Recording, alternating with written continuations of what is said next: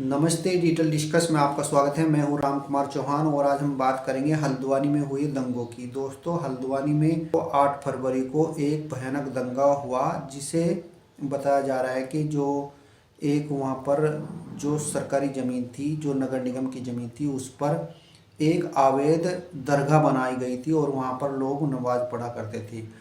इस दरगाह को हटाने के लिए, इस नमाज के स्थान को हटाने के लिए कोर्ट ने आदेश दिया था। 30 जनवरी को यह आदेश आया था और वहाँ पर 30 जनवरी को ही नोटिस लगा दिया था। उस नोटिस में लिखा गया था कि 2-3 दिन के अंदर इस जगह को खाली कर दे, इसे गिराए जाने के आदेश है। और इसी आदेश को पूरा करने के लिए 8 फरवरी को नगर निगम हल्द्वानी की टीम कुछ पुलिस वालों को और बुलडोजर के साथ में यहाँ पर पहुंची, तो वहाँ के स्थानीय लोगों ने इसका विरोध किया और कुछ महिलाओं को आगे करके पुलिस वालों के साथ में झड़प हो गई। पुलिस वालों ने जैसे उन्हें तितर बितर किया तो पीछे से लोगों ने पथराव शुरू कर दिया और बहुत सारे पत्थर एक साथ उन पर पड़ने लगे, जिससे बहुत सारे पुलिसकर्मी घायल हो गए, कुछ पत्रकार भी घायल हो गए। जैसे ही पुलिस ने लाठी चार्ज किया तो पीछे से कुछ लोगों ने पेट्रोल बम जो बना रखे थे पहले से, उनमें आग लगा के पुलिस वालों के ऊपर गिर दिए। दोस्तों, बताया जा रहा है कि 100 पुलिसकर्मी इस घटनाक्रम में पूरे घायल हुए हैं और जितनी भी पुलिस की वहाँ पर गाड़ियाँ खड़ी हुई थी, जीप खड़ी हुई थी, बसें खड़ी हुई थी, उनमें सब में पेट्रोल डालकर आग लगा दी। जितने भी वहाँ पर वाहन थे, पत्रकारों के, अन्य जो वहाँ जनता थी उनके, वह सब वाहन फूंक दिए गए और जो दुकानें थी उनमें भी पेट्रोल डालकर आग लगा दी गई। कई सारी दुकानों को जलाया गया और एक थाने में भी आग लगा दी, थाना भी वहाँ पर पूरा जला दिया, जिसमें 100 पुलिस वाले घायल हुए और 2-3 लोग गंभीर रूप से वहाँ जद्दोजहद कर रहे हैं जिंदगी और मौत की, और 4 लोगों की वहाँ पर मौत हो चुकी। आज अब खबर आई है कि 5 लोग मर चुके। तो दोस्तों, क्या ये दंगा जो हुआ है ये प्रशासन की कमी की वजह से हुआ, या पहले से सोची समझी साजिश के तहत, किसी षड्यंत्र के तहत हुआ, या इसमें कहीं ना कहीं हमारी सरकारें, हमारे नेता इन्वॉल्व थे? तो आज इसी पर हम चर्चा करेंगे।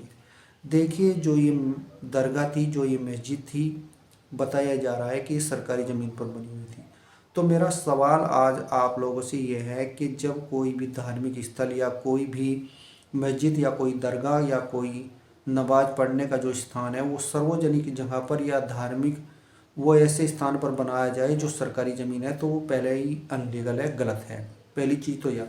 दूसरी यह है कि जब वो बनाया जा रहा हो उसे रोकने के लिए शासन प्रशासन क्यों अलर्ट नहीं होता, ये एक समझने वाली बात है। और जब वो बन जाता है फिर उसे हटाया जाता है तो लोग विरोध करेंगे और लोग मरेंगे भी, और एक माहौल ऐसा क्रिएट होगा जिसमें जो समाज के लिए और राष्ट्र के लिए, हमारे देश के लिए कहीं भी कहीं वो हित में नहीं होगा। और कहीं ना कहीं एक भावना आती है समुदायों के अंदर कि ये सरकार जो है हमारे धर्म के खिलाफ या हमारा एक समुदाय के खिलाफ कार्रवाई कर रही है, ऐसी भावना भी कुछ लोगों के मन में आती है, जबकि बिल्कुल भी सही नहीं है। सरकार तो लीगल काम कर रही है, मैं मानता हूँ कि लीगल है था, जो भी कुछ सरकार कर रही थी वो लीगल था, मगर अनलीगल वो था जिन लोगों ने तुष्टीकरण के ना चलते हुए उस दरगाह को वहाँ पर सरकारी ज़मीन पर बनने दिया, चाहे वो शासन की कमी हो चाहे प्रशासन की कमी हो। तो दोस्तों, ये जो सरकारें रही है पूर्व में, ये ऐसा काम किया करती थी कि अपने स्वार्थ के चलते, वोट बैंक के चलते, अपनी राजनीति चमकाने के चलते लोगों को अपनी सरकारी ज़मीन भी ऐसे ही किसी धार्मिक स्थल को बनाने के लिए दे दिया करती थी। मगर जो अब वर्तमान में सरकार है वो इन पर कार्रवाई कर रही, तो ये बहुत ही बुरा लग रहा लोगों को और समाज में इससे भेदभाव की स्थिति पैदा हो रही। तो क्या सही है, गलत है, कौन सी सरकार ठीक है, आप क्या समझते हो? आप हमें कमेंट बॉक्स में भी बता सकते हो, अपनी राय रख सकते हो।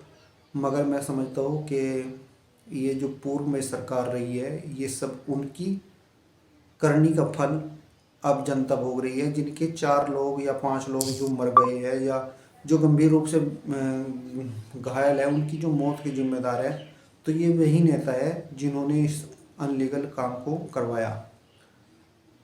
और दोस्तों, भारत के अंदर जितने भी झगड़े और जितनी भी हिंसा धर्म को लेकर, धार्मिक स्थलों को लेकर या धर्म के आधार पर की गई, वह सब जो भी देन है वह सब कहीं ना कहीं उसके पीछे जो हाथ है वो